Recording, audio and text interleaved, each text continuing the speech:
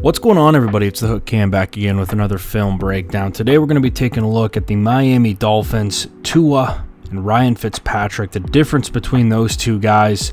The Dolphins basically were not clicking on offense, and after they kind of pieced together that TUA wasn't going to be able to get it done, they brought in Ryan Fitzpatrick, and I think there's a couple of reasons why that happened.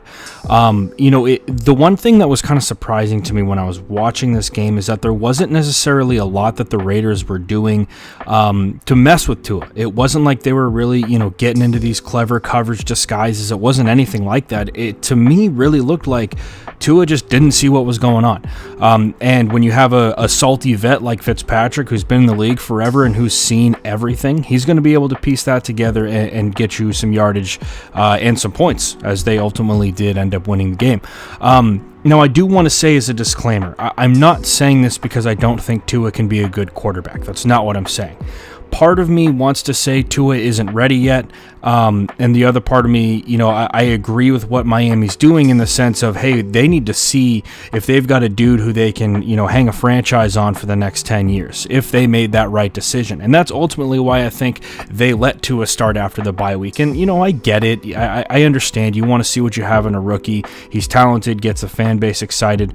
But at the same time, Fitzpatrick plays so well. And yes, you run the risk with Ryan Fitzpatrick of him throwing 4 picks in a game, and I get that, and that's going to lose you football games, no doubt. But every time he's been in, this season specifically, he's brought that team within striking distance and within scoring distance and given them points and given them the ability to win games. And TUA, to me, has looked much more like a game manager. So it's just an interesting problem and situation that the Dolphins have. So before we dive too far into this video, if you could hit that like button, hit that subscribe button to my channel, The Hook Cam, as well as to Jackson Kruger Sports, that would mean the world to both of us. Okay, let's dive into this film breakdown. What the Raiders were doing is they were going cover 2 most of the time. So we're going to get this safety drop into that deep half, this safety drop into that deep half. These corners are going to try and bump, and then they'll run with these guys. But if they get something into the flat, they'll come up on it. It's really nothing that TUA hasn't seen before. This is all stuff that they run at every level of football. So it was really weird for me to see him kind of struggle with this. This is a really good example. So this is actually a really cool play call, by the way. And I don't think that the Miami Dolphins offensive coordinator needs any shade thrown his way. I honestly think that TUA just isn't grasping something yet. I think he'll get there, and I think that he just needs time and experience, but there's something missing. So what we're going to get with 19, he's going to run up the field this way, and it's going to take that corner.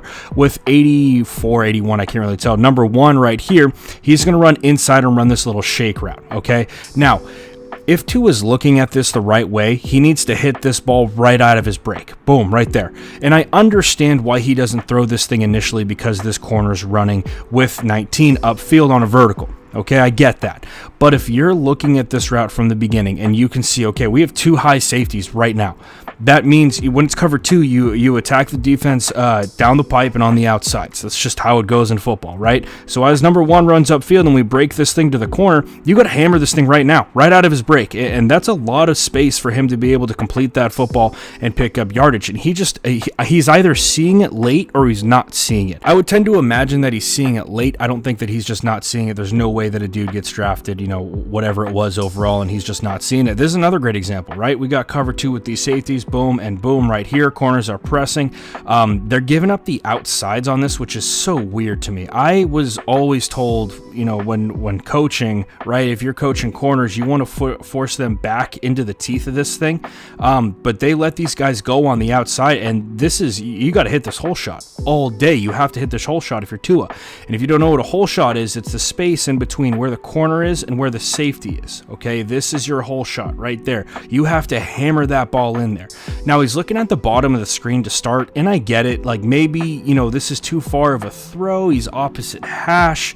The safety is already kind of at the numbers. I get that, but at the same time, you're a young buck quarterback, and if you want a future in this league, this is a ball that you have to throw, and you got to hammer in there before the ball's even snapped. You got to know, all right, we got 2 high. I'm thinking cover 2. If it's there, I'm going to hammer this whole shot. And he's not doing it, right? He's stepping up into the pocket where this is a wasted down right here. This is 3rd down. We need to convert this. Look at the receiver at the bottom is waving his hands because he knows he's open. Stuff like that's alarming. It really is, and I'm not a negative guy. I don't like to speak negatively about players on my channel. I never have, and I never will. But stuff like this, they are things that you have to see if you're this quarterback, if you're Tua. And if you're the Dolphins, this is stuff that you want him to see. A little bit of a different look here. This is just the Raiders bringing heat. That's all it is. All of these cats are coming, and this to me is even more alarming, right? If we have this up front right here, and they actually bring that heat, you have this drive right in the middle that you have to get rid of right now. Right, as soon as you hit your last step and your drop, you step up right here, you've got space in the pocket, and you hammer this ball right out to there, because this dude's going to catch and run, and that's some big time yardage. But he doesn't. He stays at the end of his drop, and he just sits in the pocket and gets sacked. That is worrisome. That is very worrisome in my opinion. I mean, look at this. As soon as we hit our last step, boom, he has time to actually take a quick step up in the pocket, and he doesn't. He steps straight up and down. He doesn't step forward. He doesn't eat up space in the pocket. No, he stays right there. I mean, that to me is alarming. It really is. And when you look at a guy like Fitzpatrick, who he has the ability to step, it's not even has the ability. He knows that he's got to step up in the pocket. He knows he's got to get out of the way with stuff like that. You know, it doesn't make sense to me to keep pounding your head against the wall with Tua in games that you need to win. Right? This is about as clever as the Raiders got in terms of coverage-wise, right? They started the safety up at the line, made it look like, oh, we're bringing heat right there, or he's manned up with the back. Nope, he drops off, right? There's our deep safety right here. We're working back into two. And just like I said, where are we trying to hit this thing, right? On the outside and down the pipe right here. And this is open. That little bender right there, you run that, because if it's cover two, you're going to work outside of this backer and work right into the middle of the field.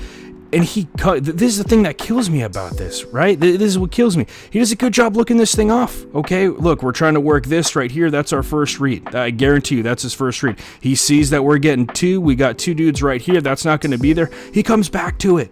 It's right there. He's just got to let this thing go, and he doesn't. I don't know if he gets nervous in the pocket. I don't know if he doesn't trust his arm. I'm not sure. But then you go and you bring in a guy like FITZ, right? And this is a game that you have to win if you're Miami. You need this football game, okay? And he does exactly what you need. And the Raiders change up what they do a little bit. They went more cover one in this situation, and they just kind of got out talented, I guess I would say, in a really weird way to say it.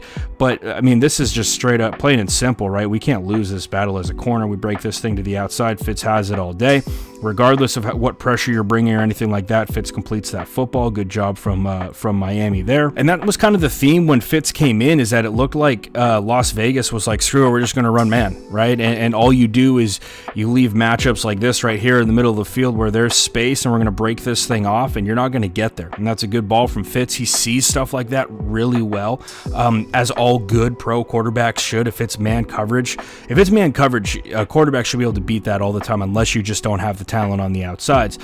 This is another really good example, right? And this is kind of the peak differences between Fitz and Tua.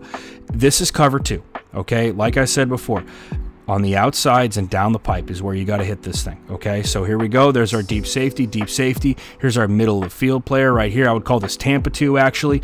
This is the dude that you got to hit right down the pipe, okay? We got a big athletic tight end right here against a linebacker who's still super athletic, but he takes this thing vertical. Those safeties are working out to the numbers because we have this vertical threat right here on the outsides. It creates that space right in the middle of the field, and Fitz knows exactly what to do. He puts this thing on a dime, right on the money for a big time first down. And then you look at this play right here, right? This is, you know, the kind of the famous play, I guess I would say, from this game. But once again, first off, I don't know why the Raiders are running cover two in this situation. Absolutely blows my mind. It blows my mind. Run cover four and die in it that way. If I'm in this situation, I'm running cover four, I'm dropping my corners, and I'm going to rally and tackle everything underneath. But if you run cover two, you are begging for this to happen. I don't understand it, but I'm going to save that for another video. This is the cover two beater right here. This is the whole shot, right? Fitz sees it off the bat. This is the thing that's really funny to me. He sees this thing off the bat. You can see him look to the top of the screen right when he gets his ball in his hands. Boom. Okay, all that's going to do, right? He knows that this safety is going to work that way, so he looks back into the middle of the field to this right here, right? Maybe he's going to be able to hit that. That safety starts to creep in. He steps up. I guarantee you he sees that safety. He sees that depth right there of the receiver, and he's lobbing one up there, but there's nobody over there. There's no one who's going to be able to get to that ball. So when you look at the differences between Tua and Fitz, and, you know, in my mind, Why does this coaching staff keep going back to Fitz? Because they trust him to read the coverages and to get the thing done. Right? You can only spend so much time babying a quarterback when you're playoff bound. You're right on the doorstep of being in the playoffs. You can't continue to baby number one. And again, he'll get there. I really do believe that Tua is going to get there.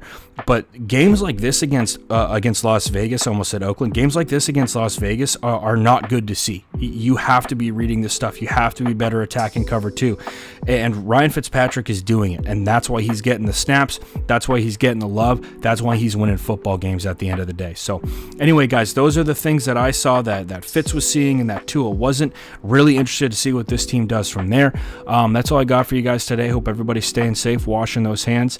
If you enjoyed this video, if you could hit that like button, hit that subscribe button to my channel, The Hook Cam, as well as the Jackson Kruger Sports, it would mean the world to both of us. So anyway, guys, that's all I got for you today. Yeah, I'll see you next time.